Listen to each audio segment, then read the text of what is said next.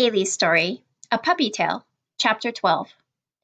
Later that summer, the packing began again. Mom walked from room to room, but Ethan stayed on his bed reading a book.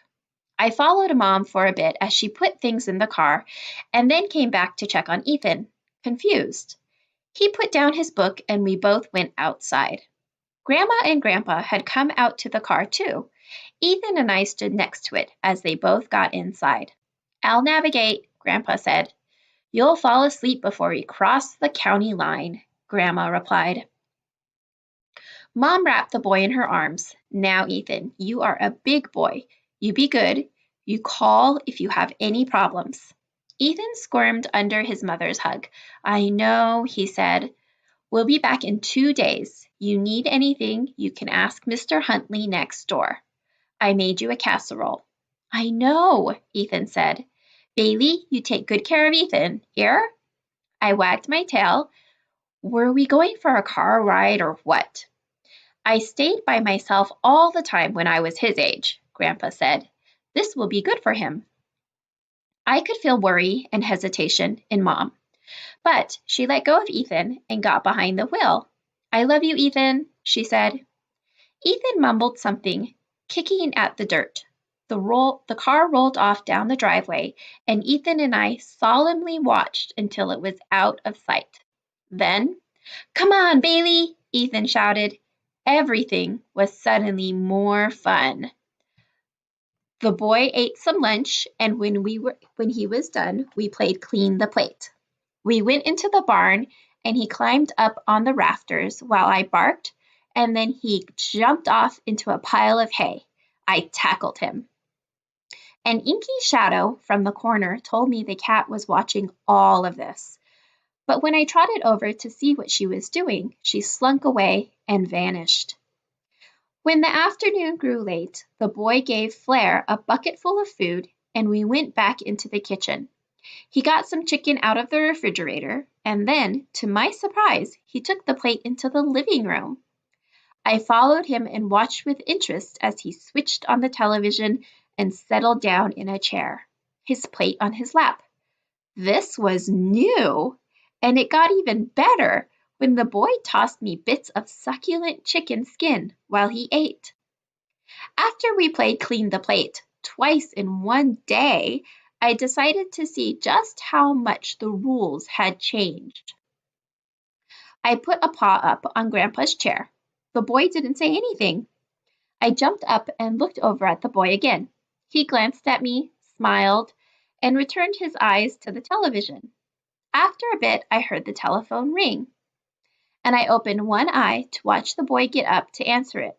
I heard him say, "Bed," but after he hung up the phone, he didn't go to the sleeping porch. He went back to his chair and the television, so I curled up a little tighter in mine.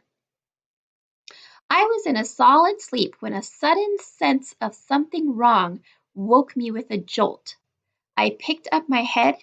The boy was sitting stiffly upright, his head cocked. "Did you hear a noise?" he whispered. This seemed serious. I got off the chair, stretched, shook, and looked at Ethan expectantly. What did he want me to do? When he didn't move, I went over to his chair. He touched my head, and his fear leaped from his skin. "Bailey," he whispered. I wasn't all sure what was happening, but I knew there was a threat somewhere. I prepared myself to face it, feeling the fur rising on my back and a growl forming in my throat. Slowly, the boy stood up and took hold of my collar. I stayed close to him, on high alert, as we walked upstairs to Mom's room.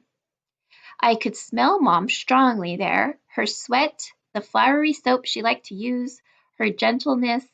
Once the door was closed behind Ethan, I could feel him relax a little. So I did too.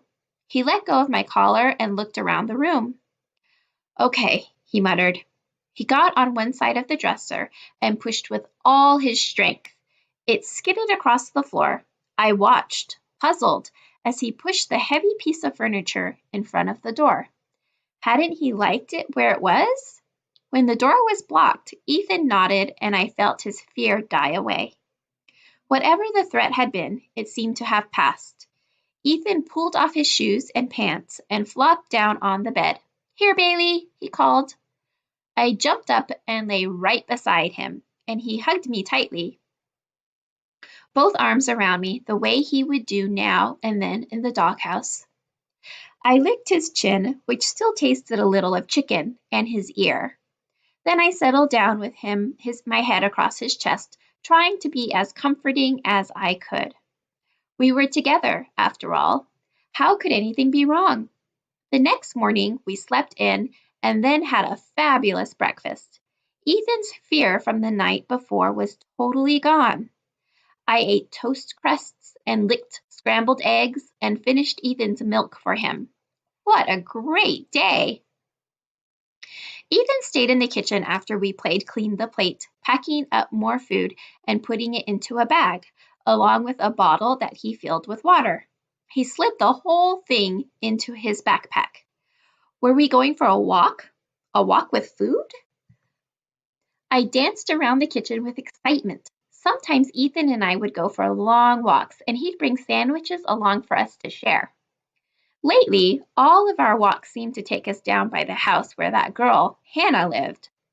I could smell her scent on the mailbox. The boy would stand and look at her house, and then we'd turn around and walk home. Whistling, the boy went out to take care of Flare, bringing her a bucket of dry seeds. I sniffed at them and licked a few just to try them. They had no taste at all. I was surprised when, after Flare had eaten, Ethan fetched a blanket and a shiny leather saddle and put them on the horse's back.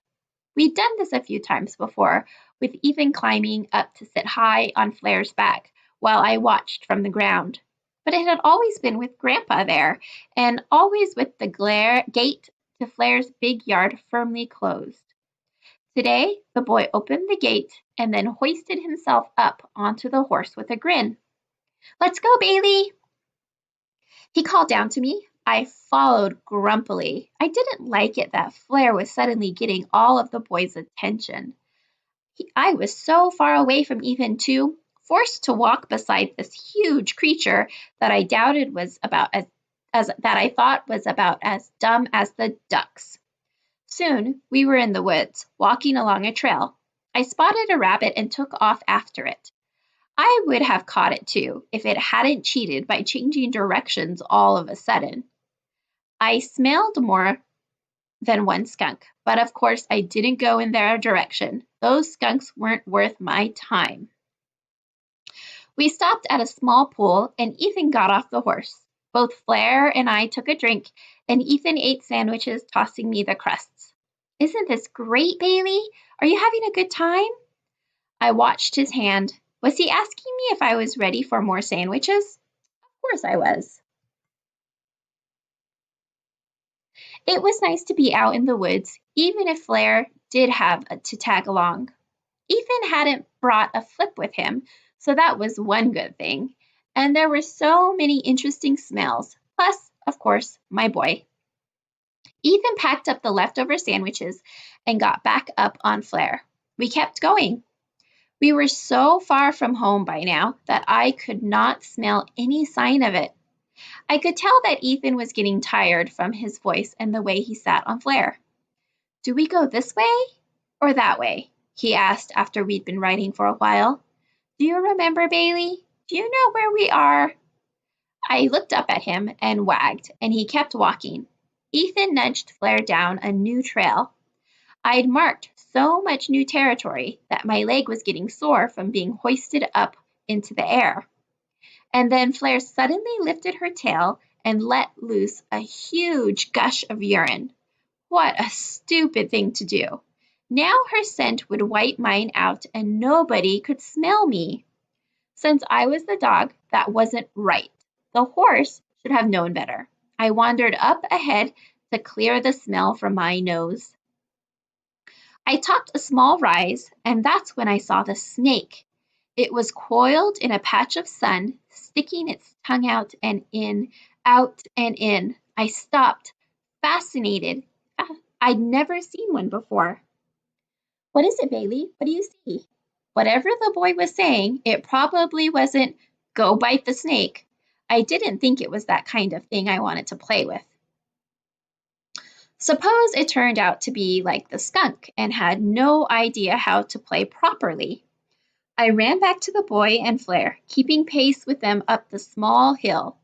I wondered how Flare would react when she saw the snake curled up in front of her. At first, she didn't see it, but as she got closer, the snake suddenly pulled back, lifting its slim dark head, and that's when Flare screamed. I didn't even know that a horse could make that sound. It startled me so much that I jumped into a bush and barked wildly. Flare's front legs came off the ground and she spun, kicking. The boy went flying off her back and hit the flat, packed dirt of the trail with a thump. I ran to him at once. He sat up slowly, took a deep breath, and then jumped to his feet. He was okay. I danced happily around him, but he wasn't interested in playing. "Flare!" he shouted. The horse was already running at a full gallop down the trail the way we had come, her hooves pounding the dirt. The boy took off after her, and then I understood what needed to be done. I glanced back at the snake. It seemed to have disappeared, and then I chased Ethan, who was chasing Flare. Obviously, this was a race, and Ethan and I had to win. We didn't, though. I tore past Ethan, trying to keep up with Flare, but she was too fast, and I was getting too far away from my boy. I turned back to be with him. He stopped running and was standing still. "Oh, no," he was saying as I reached him, but I could tell that the no wasn't for me. "What are we going to do, Bailey?" And the boy started crying.